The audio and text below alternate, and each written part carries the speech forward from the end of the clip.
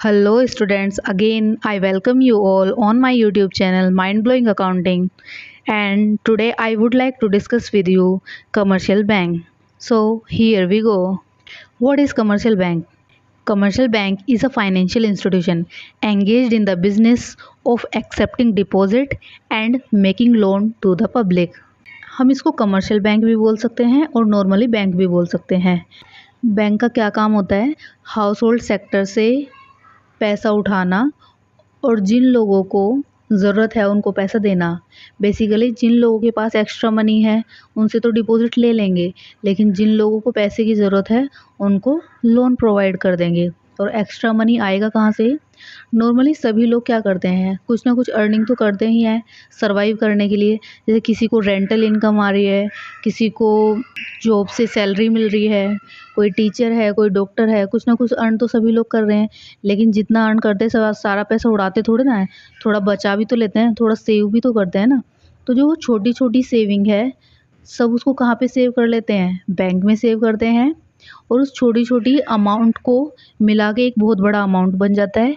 फिर जिन लोगों को ज़रूरत है उनको क्या करते हैं? लोन प्रोवाइड कर देते हैं। तो यही कमर्शियल बैंक का मेन फंक्शन होता है, लोगों से डिपॉजिट को एक्सेप्ट करना और जो भी नीडी लोग हैं उनको लोन प्रोवाइड करना। अब आप लोग सोचोगे कि कमर्शियल बैंक ऐसा काम क्यों करेगा, क्यों हमसे डिपॉजिट एक्सेप्ट करेगा और दूसरे लोगों को लोन देगा? बैंक हमसे जो डिपॉजिट लेता है उस पे हमें क्या करता है? इंटरेस्ट पे करता है। लेकिन जब आगे वो लोन प्रोवाइड करता है उनसे क्या करेगा? इंटरेस्ट चार्ज करेगा, उनसे इंटरेस्ट लेगा और हमें इंटरेस्ट का पेमेंट करेगा। लेकिन हमें पे कितना करता है? 3 to 4%, और उनसे कितना चार्ज करता है? 14%, 13%। तो जो बीच का मार्जिन हुआ 10%, वो क्या हुई? कमर्शियल बैंक की अर्निंग। इसलिए बैंक ये काम करते हैं। और जो ये अर्निंग है इसको हम क्या बोलते हैं? स्प्रेड। जो कमर्शियल बैंक का प्रॉफिट है उसी को हम क्या बोलते हैं? Spread. So what is spread? Spread is equals to rate of interest charge by the banks for the loan they offer minus rate of interest paid by the banks for the deposit they accept. हम bank में कई तरह के account open कर सकते हैं, जैसे saving account. Normally लोग क्या करते हैं? अपना सेविंग अकाउंट ओपन करा लेते हैं। सेविंग अकाउंट में से क्या, तब हमारा मन करता है तब हम अपने पैसे निकाल भी सकते हैं, चेक चेक इशू कर सकते हैं, एटीएम से निकाल सकते हैं, ऑनलाइन पेमेंट कर सकते हैं। और सेविंग अकाउंट में हमें क्या मिलता है? इंटरेस्ट मिलता है 3 to 4%। तो सेविंग अकाउंट पे जो इंटरेस्ट रेट होता है वो कम होता है, ठीक है। ऐसे ही हम अपना एफडी भी करा सकते हैं। एफडी क्या होता है? Fix deposit. इसमें होता है टेन्यूर फिक्स। टेन्यूर फिक्स होने का मतलब हुआ, अगर तुम अपना पैसा डिपॉजिट कराओगे तो 3 ईयर्स, 4 ईयर्स, 5 ईयर्स ऐसे फिक्स हो जाएगा पहले कि हम अपना पैसा 3 ईयर्स में निकालने वाले हैं या 4 ईयर में निकालने वाले हैं। तो इसमें इंटरेस्ट रेट हमें क्या मिलता है? ऑलमोस्ट डबल, ज़्यादा इंटरेस्ट रेट होता है इसमें। थर्ड है करंट अकाउंट। करंट अकाउंट होता है बिजनेसमैन के लिए। उसमें दिन भर बहुत सारी ट्रांजैक्शन होती है, कभी पैसा आ रहा है, कभी पैसा जा रहा है, कभी पैसा आ रहा है, कभी पैसा जा रहा है। लेकिन इसमें इंटरेस्ट पे नहीं करता बैंक। तो इतनी पार्शियलिटी क्यों कर रहा है बैंक? किसी में इंटरेस्ट कम दे रहा है, किसी में इंटरेस्ट ज़्यादा दे रहा है और किसी में तो दे ही नहीं रहा। ऐसे क्यों कर रहा है बैंक? ऐसा इसलिए कर रहे हैं क्योंकि जितना फ्री होके बैंक हमारा पैसा यूज़ करेगा उतना ही हमें ज़्यादा इंटरेस्ट देगा। फिक्स्ड डिपॉजिट में क्या है? बैंक को पता है कि अगर किसी पर्सन ने 3 ईयर्स के लिए एफडी कराई है तो 3 साल से पहले तो वो हमसे पैसे मांगने आने वाला है नहीं, तो एकदम मस्त होके उस पैसे को यूज़ करने वाला है। तो हमें इंटरेस्ट भी क्या देगा? ज़्यादा देगा। लेकिन सेविंग अकाउंट में क्या है? हम अपने पैसे को यूज़ कर सकते हैं, लेकिन इसमें क्या होता है? ट्रांजैक्शन की लिमिट है। तो इसमें बैंक पैसा यूज़ तो करता है लेकिन थोड़ा डर डर के करता है, इसलिए इंटरेस्ट रेट क्या है? थोड़ा कम। लेकिन करंट अकाउंट में तो क्या हुआ? वो तो हमारा पैसा यूज़ कर ही नहीं पा रहा। सुबह से शाम तक कभी पैसे आ रहे हैं, कभी पैसे जा रहे हैं, कभी पैसे जा रहे हैं, कभी पैसे आ रहे हैं। तो उसका तो काम बढ़ गया तुम्हारे पैसे संभालने का। तो इसलिए उसमें इंटरेस्ट रेट नहीं देता और तुमसे चार्जेस लेता है करंट अकाउंट के लिए। Now basic functions of commercial banks. First one is accepting deposit. पहला फंक्शन क्या है कमर्शियल बैंक का? डिपॉजिट को एक्सेप्ट करना। A bank accept deposit from the public. People can deposit their cash as chequable deposit और non chequable deposit.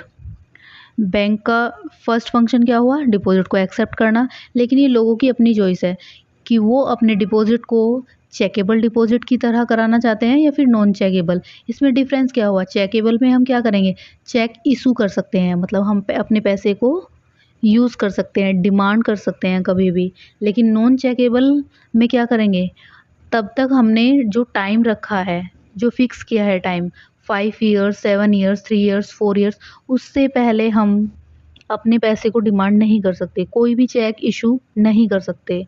और fix deposit का दूसरा नाम क्या है? Term deposit. तो ये लोगों की अपनी चॉइस है, उनको टैप चेकेबल डिपॉजिट कराना है या फिर नॉन चेकेबल डिपॉजिट कराना है। And second one is advancing loans. Bank advance loans to the producer for investment expenditure and to the consumer for consumption expenditure। Bank क्या करता है? लोन प्रोवाइड करता है, किसको करेगा? या तो प्रोड्यूसर को करेगा या तो कंज्यूमर को करेगा। प्रोड्यूसर क्या करेगा? लोन का इन्वेस्टमेंट करेगा। प्रोड्यूसर का काम क्या है? इन्वेस्टमेंट करना, गुड्स और सर्विसेज की सप्लाई करना। और कंज्यूमर क्या करेगा? कंज्यूमर तो कंज्यूम करेगा। कंज्यूमर तो लोन किस लिए लेता है? मौज मस्ती करने के लिए। तो कंज्यूमर क्या करेगा? जो प्रोड्यूसर ने गुड्स और सर्विसेज बनाए हैं ना, उसको डिमांड करेगा। और ये सब करने से क्या होगा? प्रोडक्शन भी ज़्यादा होगा और कंजम्पशन भी ज़्यादा होगा, क्योंकि प्रोड्यूसर तो क्या करेगा? प्रोडक्शन, और कंज्यूमर क्या करेगा? कंजम्पशन। तो बैंक के लोन प्रोवाइड करने की वजह से हमारी इकोनॉमी में प्रोडक्शन और कंजम्पशन दोनों ही ज़्यादा होंगे और हमारा अल्टीमेट ऑब्जेक्टिव इकोनॉमिक ग्रोथ बढ़ाने का पर्पस जो हमारा है वो कंप्लीट हो जाएगा। Some other functions are also there. कुछ और भी काम है जो बैंक करता है, जैसे अंडरराइटिंग ऑफ सिक्योरिटीज़। आपने अकाउंट्स में पढ़ा होगा, शेयर्स को इशू करना, डिबेंचर्स को इशू करना।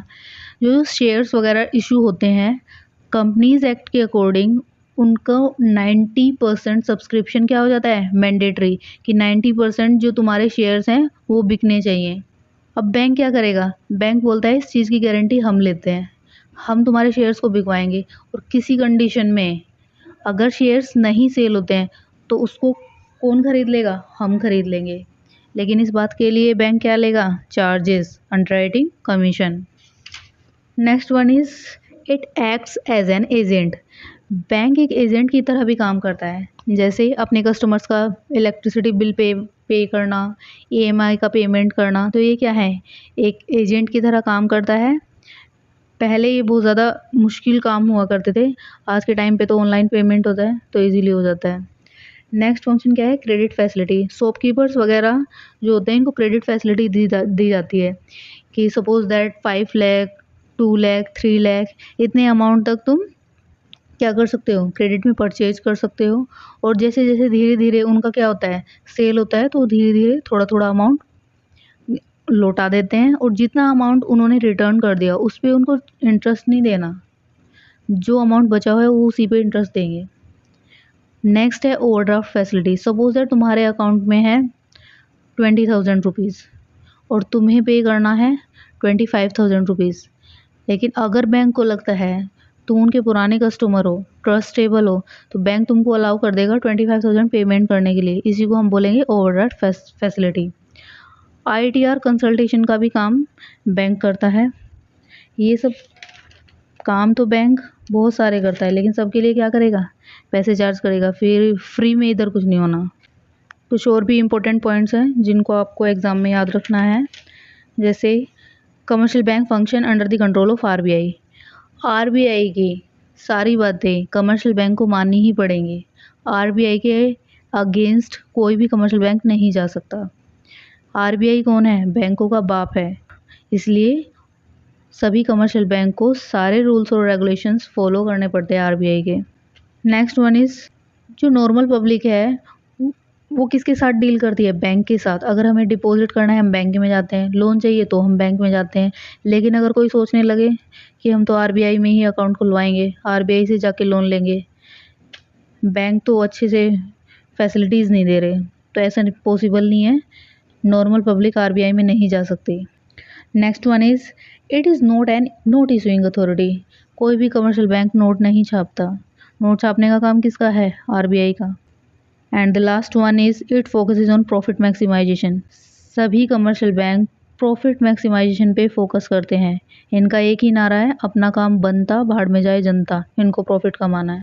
So this was all about commercial bank. आपको मेरा लेक्चर कैसा लगा आप कमेंट सेक्शन में बता सकते हैं।